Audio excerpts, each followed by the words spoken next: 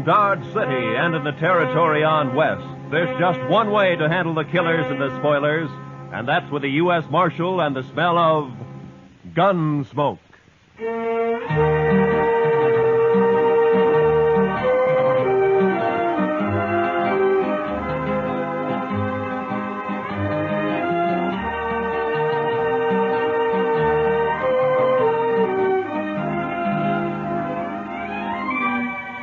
Gunsmoke, starring William Conrad. The story of the violence that moved west with young America. The story of a man who moved with it. Matt Dillon, United States Marshal.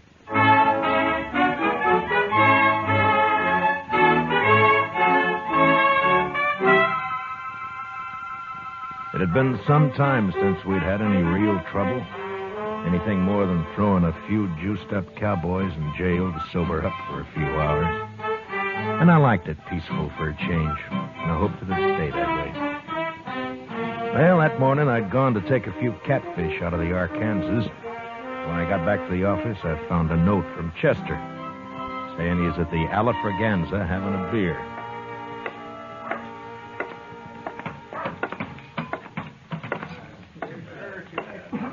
Hello, John. Over here, Mr. Dillon. Any luck, sir? Oh, about a dozen, Chester. We'll have them for supper. No, that'll be fine. Oh, I've been telling Mr. Carter here about you, Mr. Dillon. Mr. Carter? Robert P. Carter. How do you do, Marshal? Hello, how are you? Buy you a drink? Well, thank you. Yes, I believe I will. I think I'll have a beer. Bartender, a beer. Yes, Mr. Carter came in on the stage from Denver last Saturday. Oh, you live in Denver, Mr. Carter? Oh, heavens, no. New York, Marshal. I've only been west a few months, investing money in gold mines and cattle and the like. Mr. Carter's very rich. Oh. Well, Chester, I will be if Mother Nature holds out. His girl is coming in on the stage today, Mr. Dillon. Oh, is that so? My fiancée, Marshal. He met her in Denver, but she couldn't get ready in time to come here when he did. Ah, I see. I had to come ahead on business. Couldn't wait. We'll take the Santa Fe to St. Louis from here. They're going to be married in St. Louis, Mr. Dillon. Wow. Well, congratulations. Thanks. But is the stage always this late? He's worried, Mr. Dillon, with his girl on the stage and all. It'll be along, Mr. Carter. You talking about the stage? Oh, hello, Shiloh. Shiloh says he's been sitting there by himself all morning, Mr. Dillon. Since last night, Chester. You know something about the stage, Shiloh? Only that it's carrying $50,000 in gold out of Leadville. So? So maybe that's why it's late. What do you mean, man? Well, if somebody wanted that gold, they'd have to stop the stage long enough to get it unloaded, wouldn't they? Bandits. He means bandits. Now, hold it, Mr. Carter. You're already bleeding and nobody's shot you yet. What? Nothing. Just take it easy. The stage will get here all right. It's often a little late. But this man says it might have been held up. Why, there may have been a shooting. Well, now, he's just daydreaming, that's all. Wait a minute. Listen. Huh? Well, there it is now. Oh. See, Mr. Carter, there was nothing to worry about. It got here all right. Yes.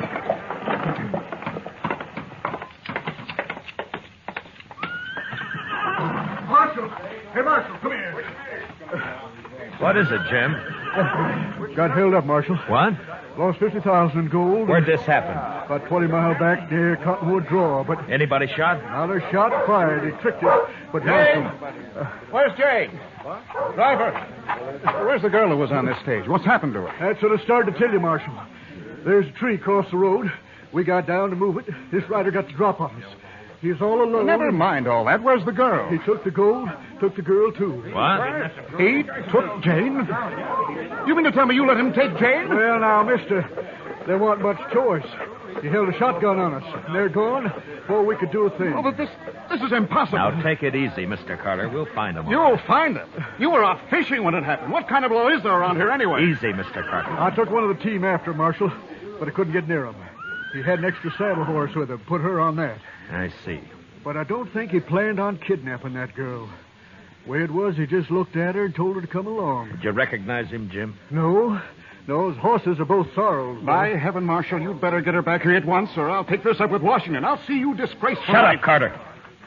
Chester, go get our horses and a couple of rifles. I'll get a few more details from Jim here. Well, don't you want a posse, Mr. No, there'd be too much shooting around that girl. Now, hurry, will you? Dillon? Yes, sir. I'll hurry, Mr. Dillon. Mark my words. You'd better have Jane back here by nightfall, Marshal. You or else- care to ride along, Mr. Carter? No. No, I'm not equipped for that sort of thing. I'll take care of matters at this end. Yeah. All right, now, Jim, now tell me first exactly what happened. Well, we just come down into the draw about 100 yards from the creek.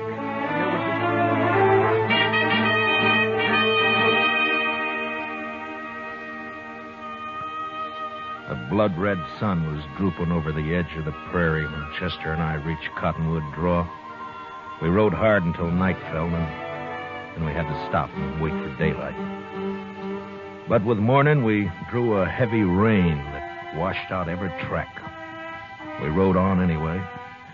For the next 3 days, we scouted a big piece of that country. But it was hopeless. Finally, we headed back to Dodge, empty-handed.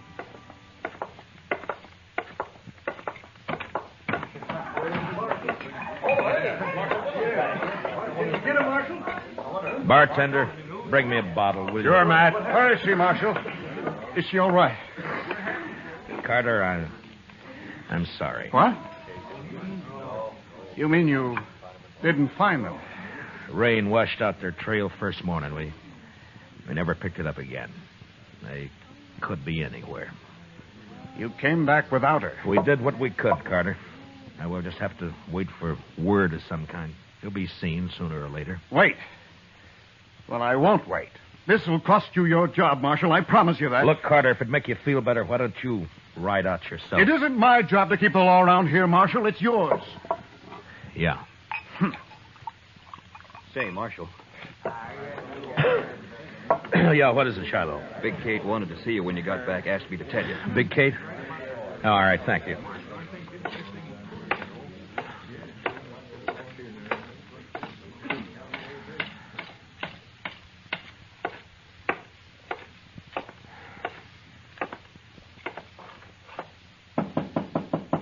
Come in. Oh. No luck, eh, Matt? How'd you know, Kate? I can tell by looking at you. Yeah, it's thousands and thousands of miles, that prairie. It'd been just luck if we'd found them. Nobody's blaming you, Matt. No? Carter is. And I suppose it's hard on him. His fiancée and all that. Carter's no good, Matt. Well, I never liked him, but I suppose that doesn't matter. And I'll tell you why he's no good. Huh? You know something, Kate? Carter's been drunk a lot while you were out. He was bragging to one of the girls last night. Bragging? What? About what? Not much, to my way of thinking. Well, go on. Well, to make it short, seems Jane's father got into a big deal with Carter up in Denver. Yeah? Carter got him tied up good and then threatened to ruin him. Well, so what happened? He didn't ruin him. He took Jane instead. Yeah. Well, maybe she likes him. You don't know much about women, do you, Matt? You think a Boughten bride is likely to be in love with the man? So that's what I have to bring her back to. Well, what are you going to do about it? What can I do, Kate? Just have to wait and see what turns up.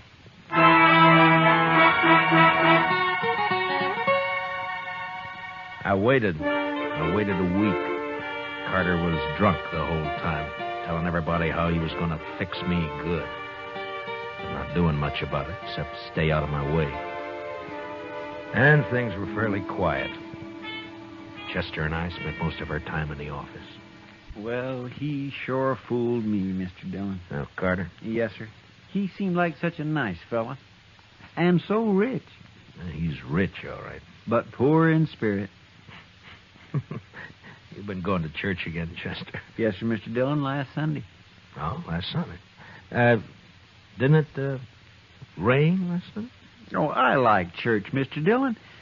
But I sure do hate to get all dressed up. You the marshal? Yeah, I am. He been looking for a man and a woman. Huh? You know anything, mister? My name's Chad Brown. Just rode in from Satana. Yeah?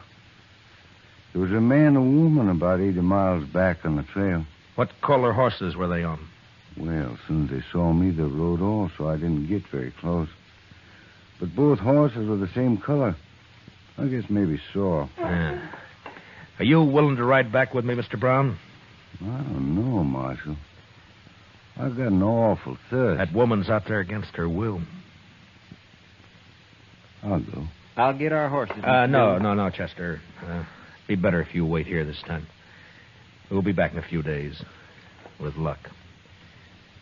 Let's go, Mr. Brown.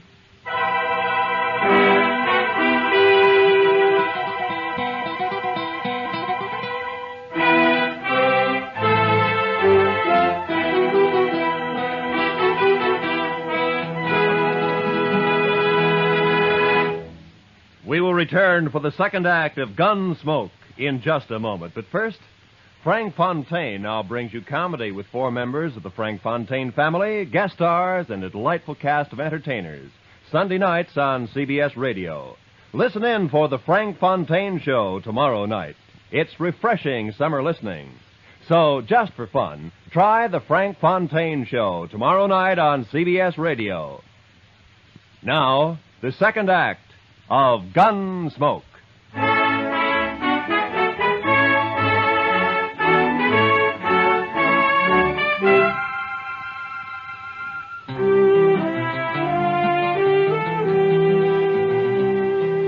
Chad Brown and I covered the 80 miles in a day and a half. The Outlaws' trail headed south for a few miles and then turned northeast, back in the general direction of Dodge. It was hot and still. On the horizon, there were occasional flashes of heat lightning. And then in the distance, we saw the long, low cloud of yellow dust that spelled cattle. A Texas herd trailing north. The kidnappers' tracks led straight into it, and an hour later, we pulled up not far from the swing of the herd. A line of longhorns stretched for several miles across our trail. We watched them, looking for a lag to ride through. All of a sudden, a rider came hallooing down on us. Hold up! Hold up there! Hold! You ain't aiming to cross that herd, are you? Have you seen anything of a man and a woman around here, mister? Was they mounted? Yeah, a couple of sorrels. It don't matter. I ain't seen nothing but cattle and cowboys for 6 weeks. Besides, these cattle are plenty uneasy. They've been dry since yesterday morning. And that heat lightning ain't soothing to them. This herd's crossed the trail of an outlaw and a kidnapped woman, mister. That's so. Well, you just have to wait. You can ride around a draw back there, but you can't cut through this herd, mister. Look, I'm a U.S. Marshal out of Dodge, and I haven't got any time to waste. You think we can I sure appreciate your problem, Marshal, but I can't help you. I'm trail boss of this outfit, and I got 3,000 head of cattle here worth maybe $20 a head at Dodge. They're too nervy now, and I sure can't chance your touching them off by riding through there. I guess he's right, Marshal. It'd be pretty risky from the look of them. They're moving too fast now. Yeah, I know. Just that I hate to lose the time. You got more time than I got cattle, Marshal. Well, I don't know about that. But I won't tempt the stampede, mister. We'll ride around the drag. We'll see you in Dodge. The Elephant still running? Yeah, it is. Mostly on Texas money. Adios.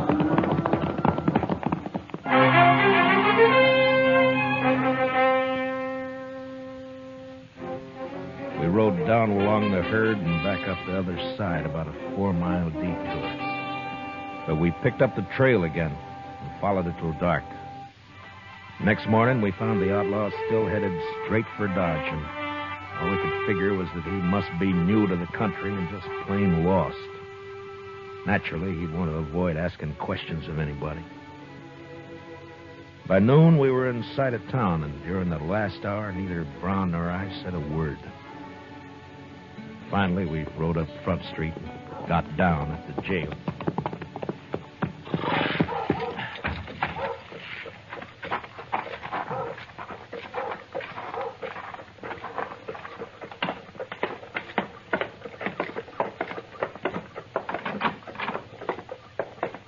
Dillon? We got 'em, Mr. Dillon. They rode right in here early this morning. Gave himself up, huh? Yes, sir. I got the man locked up in back, and the money is over at the bank. Oh, good. How's the girl, Chester? Oh, she's fine. A little tired, but fine. Ah. Well, what's his story? Who is he? He calls himself Scott Cooley, but he won't say anything more at all, Mr. Dillon. I just gave up on him. I thought I'd better wait for you. All right. I'll talk to him first, and then I want to see the girl. Where is she? I didn't like it, Mr. Dillon, but I didn't see what I could rightly do about it. What do you mean? What happened? Well, she sure didn't want to go with him, but that Mr. Carter came here and just the same as dragged her off. She went finally, but I sure don't like it. Well, they didn't leave Dodge, did they? Oh, no, sir. There's no train till tomorrow. They're at the hotel. Oh, all right. I'll go over there later, Chester.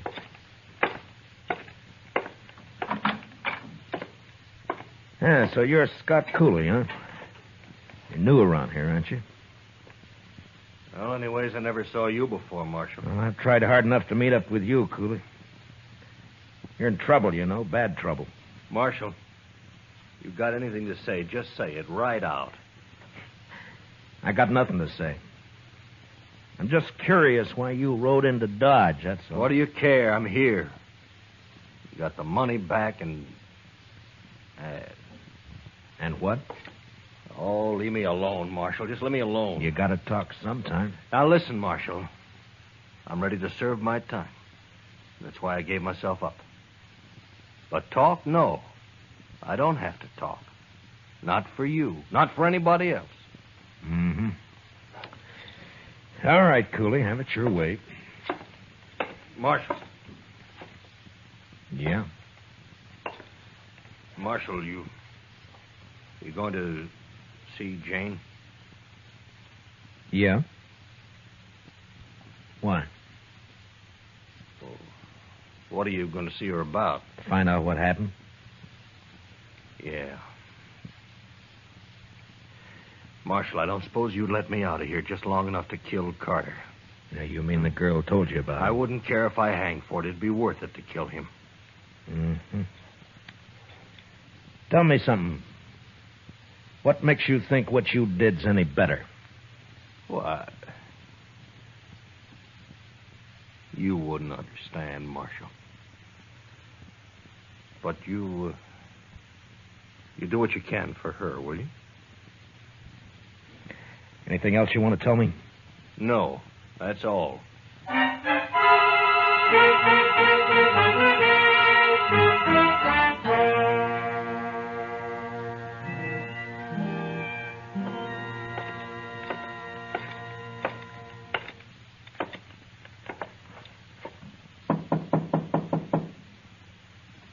Who is it? Matt Dillon. What do you want? Open the door, Carter. I want to talk to the girl. Some other time, Marshal. You want me to kick the door open?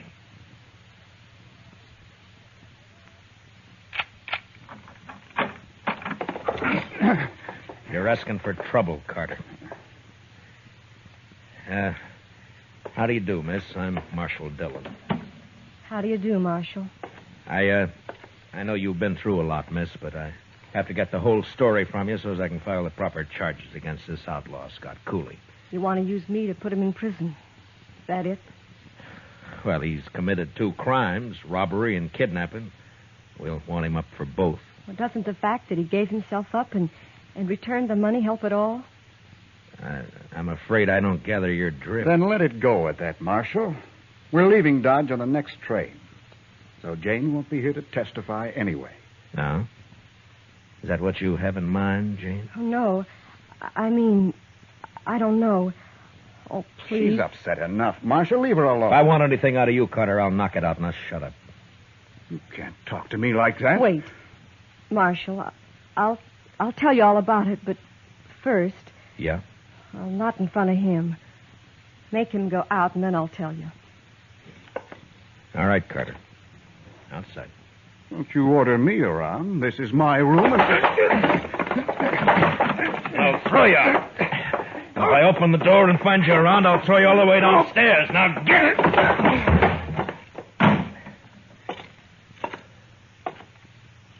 All right, now. Jane, you can talk.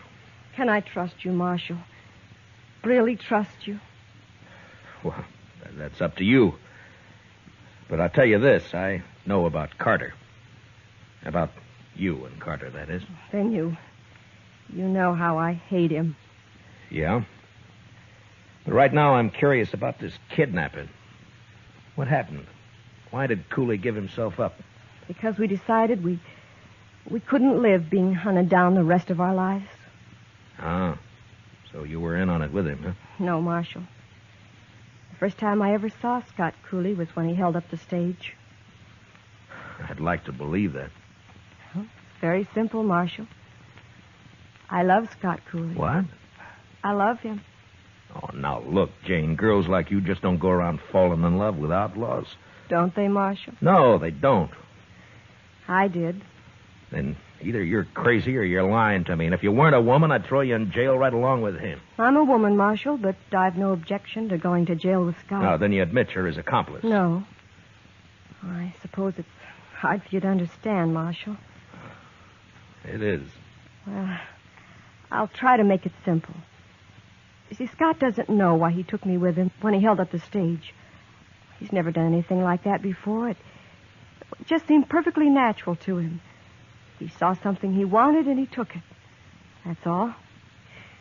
I'm afraid the court will look at it somewhat differently. Well, I suppose he'll go to prison for the holdup, but not for kidnapping. Why not? Because I'll testify that I went with him of my own free will. I almost wish you two hadn't ridden back to Dodge. Marshal. Yeah. You said you know about Bob Carter and me. Yeah? Well, Scott's been wild and he's done wrong, but he's never done anything really evil. Well, maybe you're better off with Cooley. If he straightens out. You know I am. Don't you, Marshal? It's no business of mine. I'm a peace officer, not a matchmaker. My job's to keep Cooley under arrest and get him up for trial, and that's all. Now, what you do is your own business. You can testify any way you like. I can't stop that. Oh, please. Marshal, help me. There's no one else who can. Yeah, who is it? It's Carter. Open this door.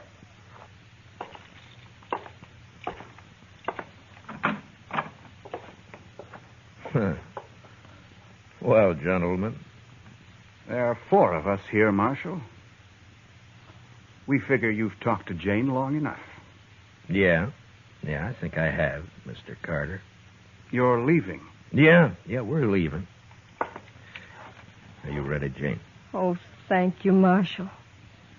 Yes, I'm ready. Jane isn't going with you. I've just put her under arrest. Under arrest? I arrest anybody I think needs arresting, Mr. Carter, and I'm not in the habit of explaining why. There's a law about that, You're Marshal. in Dodge, Mr. Carter.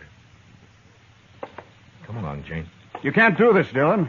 We won't stand for it. Ah, you're a fool, Carter. I know these 3 bums you got with you, and they don't want to draw on me any more than you do. You fed them some liquor and promised them more. For that, they'll do anything but face me in a gunfight. Am I right, boys? Huh? Well, I take it I am. All right, now get out of my way. You go first, Jane. You stay here, Jane. Take your hands off her, Mr.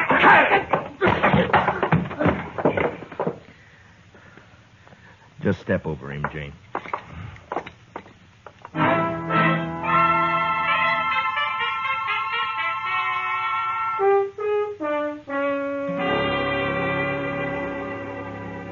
Mr. Dillon, I don't like to say anything. Well, then don't, Chester. But I can't help it, Mr. Dillon. This is the first time you've ever jailed a woman, and I just don't like it. Good. What? I don't like it either, Chester. What's this all about, Mr. Dillon?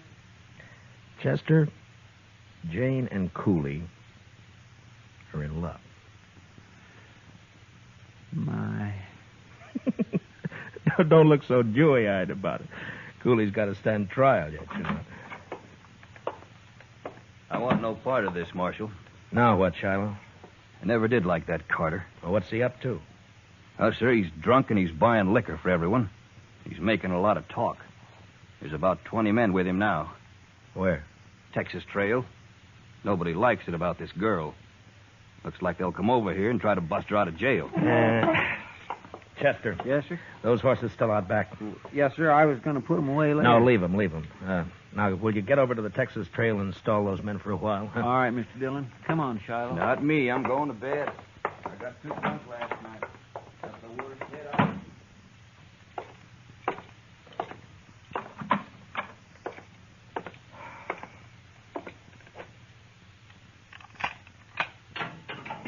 Cooley, Hmm?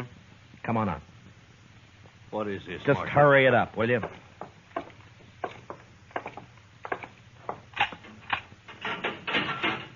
Let's go, Jane. Oh, no. Stay where you are, Jane. I don't You'll do like what this. I tell you, Cooley. It's all right, Scott.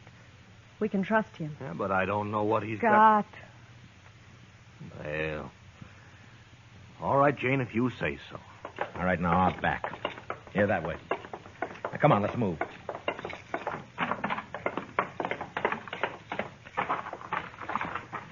All right, you take the gray horse, Jane. He's gentle enough. But hurry, will you? Come here. Come on, boy. Where are we going, Marshal? We're going to Hayes City. Cooley's going to stand trial there. Yeah, They got the money back, Scott. They can't do much to you. I know. But there's that kidnapping, too. I won't testify. That's all. Jane, you're going to have to testify. You'll be in contempt of court if you refuse. Then I'll lie. Anyway, I did go of my own free will. After a while, anyway. That's perjury. But you don't have to do that either. There's an easier way. How? Well, before I deposit Cooley in the Hayes City jail, we might just make a little stop. What do you mean, Marshal? Stop where? We're going to stop at the preacher's. You know, a married woman can't testify against her husband. Scott. Scott. Come on, honey, let's ride.